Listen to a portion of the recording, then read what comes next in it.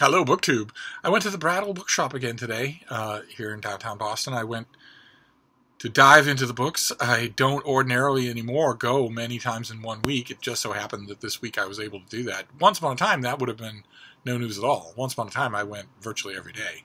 The Brattle, for those of you who aren't sick of hearing me talk about it, is a used bookstore where the book turnover is so great that you actually can go every day and see something new.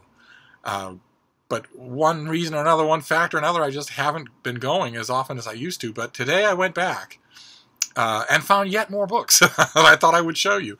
The first one being another example. I mentioned the last time that I talked about the Brattle. There was a great old series of paperback reprints of travel classics, century travel classics. And I found one the other day. Yesterday? Was it yesterday at the Brattle? And thought as soon as I saw it, oh, well, you know, many times a person who buys one of these things will buy all of them. And then when they sell them all, or their next of kin do. So when I saw that, I thought there's a good chance you will see more such classics, and I did today. I found this, Gallipot Eyes by Elspeth Huxley, the author of The Flame Threes of Thika. And this is the distinctive look of these things. You know, you've got the painting on the cover and nothing at all on the back except the rest of the painting. And this is her diary about small English village life in 1970. One little village that she lived in at the time, and its goings on and its rhythms and its seasons and its nature and its people. And I read this a long time ago. She starts it off mock apologetically by saying, "Oh God, another book about English village life. Could possibly be the reason?" And then she says, "You know, every village is like every person. They're all different, and this is mine." I remember being completely charmed by it, and I had no idea it existed in this series. So I am prepared to be completely charmed all over again. I'm just hoping that it doesn't prompt me to want to read the rest of her, because as far as I know, I haven't done an exhaustive check, but as far as I know, this is the only work of hers that I currently have here at Hyde Cottage. So I'll be out of luck if it does. This next one is a book that I read in advance copy, and then I read the finished copy. I loved it, absolutely loved it, recommended it to everyone, and yet it disappeared from my collection, as they so often do.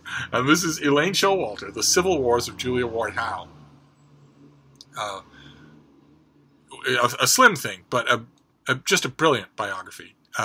And also a glimpse of the world of Julia Ward Howe, as you can tell from the title. It was a revelation to me when I read it. This is from, I think, 2015, 2016, not that long ago. I read it and loved it. I don't know why I didn't keep it. I probably sent it to somebody.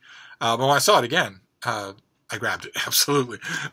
Then this next one came out, if I remember correctly, came out right before the grand experiment of Open Letters Monthly, the online literary journal where I was for 10 years the managing editor, and that punched above its weight in terms of the notice that it got in the critical world, to the point where we, with a little bit of elbow grease and a whole lot of great writing, we were able to request books and get pretty much anything. And long before I became a regular book reviewer for any other venue, that was my re-entry to the world of book reviewing and to the world of requesting books from publishers, getting back into that swing of things. And if I remember correctly, this book appeared right before all of that, so I couldn't request a copy. This is Godfrey Hodgson's A Great and Godly Adventure, which is his note-by-note takedown of the mythology of the Pilgrims, of the Pilgrim settlement of America. It's a story about the Pilgrims and the colonies that they founded and the hardships that they endured and the original encounters with the native inhabitants of these forests. And it's tremendously spirited. I read it. I borrowed it, I think, from the bookstore where I worked and read it and really liked it. But it's a perfect example of the kind of great rabble-rousing history that I would have reviewed if Open Letters had started a little earlier, or this had come out a little later. So I was happy to find it. For the thing about all these things, they were from the sale lot outside, so they were dirt cheap. And the last one, there's only 4 books today, but the last one was the find of the week. I go on and on this channel, just in general, but also on one particular thing. When an author comes up, when the name of an author comes up, some canonical or well-regarded author, I have a familiar refrain by now. You're familiar with it, those of you who've stuck around for all these million videos, which is to say that the author's works might be reprinted, but their occasional works, their deadline prose, is never reprinted. People don't go and hunt for it. They don't go and find it, even if the author's written a large amount of it. And I often lament that that's a great shame, because no matter how much critics or the author themselves might say, well, I did it for $50 on deadline, so I wouldn't want it remembered. No matter how much anybody says that, when you're a real author, when you have found that most elusive quality that of all the writing world, your voice, not your technical competence, not your work habits, but your voice as a writer. There are plenty of writers who go their whole professional life without ever encountering it, without ever discovering what it is, or having the courage to seize it once they do see it. But once you have developed your voice, I maintain, of course, that you can only develop it through practice. Writing is what you find your voice. You don't start off with it. You find it by innumerable pieces of writing. But once you find it, you can't get rid of it. Once you know the feeling of writing in your own voice, you can't write in any other voice unless you're paid a kingly fee. You will write in your own voice no matter what. No matter how small the thing is, you will write in your own voice. So that once you discover it, a 5-word note to your housemates will be in your own voice. So I've always considered it a bad excuse to say, well, this was commercial work, so there's no point in saving it. No, absolutely not. If you love the author, or even if you don't, it's worth saving. And I have lamented that literary writers, novelists, short story writers, poets that I have talked about on this channel, I say you look at their Wikipedia page under lists of works published, the Wikipedia pages often won't even mention that they worked for newspapers, that they did freelance book reviewing. Lots of it. The newspapers won't even mention that there's a whole other bookcase of published work under that author's name that no one even considers, consults, or has even bothered to track down. And today I found a perfect example of a case where that actually happened, where we do have a volume of that work. Look at this. The complete prose of Marianne Moore. I'm not sure how... BookTube is a very bookish crowd, so her name might be familiar. To the general reading public, her name is not familiar anymore. It used to be that everybody knew her. To one of the last of the names of a national poet that everybody knew. I think she's a great poet. And this is all of her prose. And when I saw it, it's from Viking, it's from 30, 40 years ago, and when I saw it at the Brattle, I thought, okay, well, I have been fooled by that many times. This won't be the complete prose of Marianne Moore. This will be probably a generous selection of it, but it won't be complete, and I know what will be missing.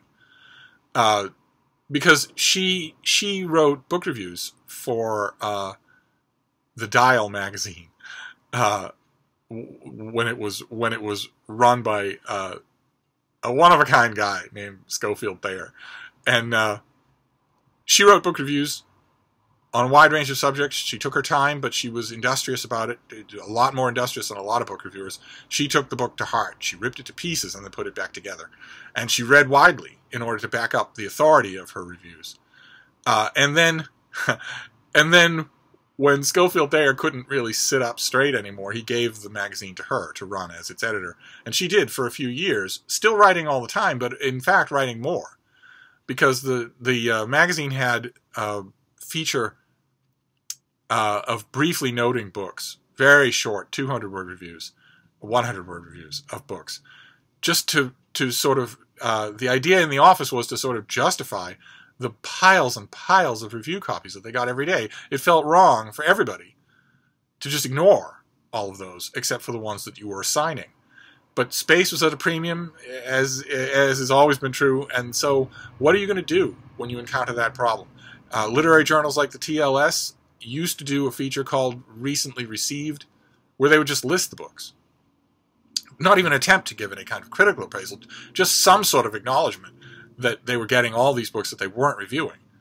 And then you've got something like the New Yorker that does Briefly Noted, where in addition to the large amount of book writing inside the magazine, you get Briefly Noted, which are 200 or 300 words, a notice of a book. And I picked up this volume. I thought, okay, well, you're going to get it anyway. But one thing's for sure, this might be a lot of her commission book reviews. But when she became editor of the Dial, she wrote a lot of those anonymous little 200-word book review notices. She didn't put her name on them. She was in charge, and a lot of times when you're in the chicken seat like that, and you've got a thing to get out, an organ to get to printer, and the thing that's delaying you is that you need more prose, you'll just generate it yourself. Take my word for it. I know how that feels.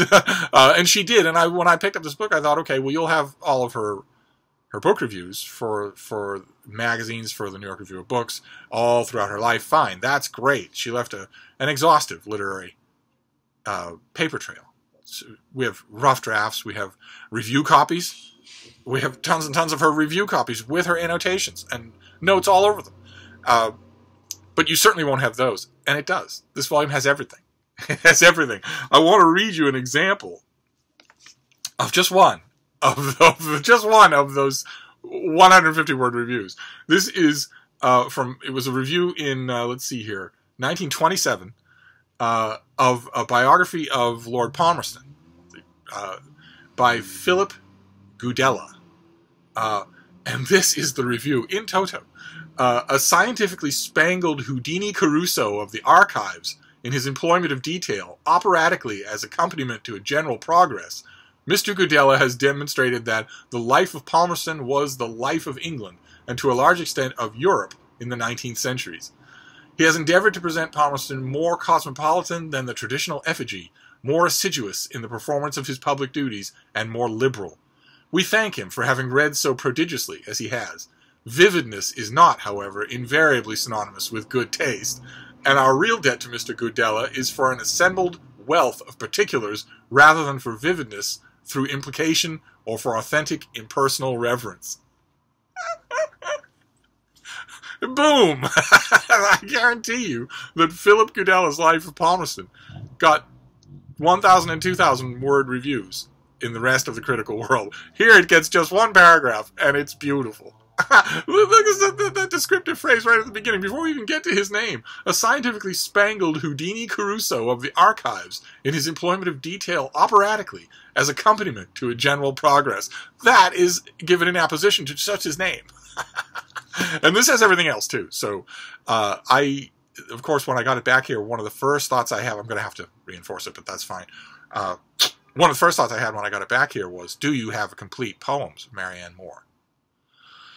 I don't have the latest biography of her because I thought I thought it was well done, but rather awkward. The big elephant in the room as far as writing a biography of Marianne Moore is her relationship with her mother. It was lifelong, it was incredibly intense, and it was incredibly complicated. And if you don't get to the heart of that, then you will miss the heart of your subject. And I thought the last full-length biography of her sort of ran aground on that subject rather than sailing right over it or fixing it. And I checked, and I don't believe that I do have the complete poems of Marianne Moore. Penguin makes an olive green spine paperback, or they did once upon a time, that I will just need to find. And with any luck, as I've mentioned before, as I mentioned with this, with any luck, the person who sold this book has other Marianne Moore stuff that they sold at the same time. So there was another collection of nonfiction. I remember correctly. I don't know if this subsumes that, but there was another one.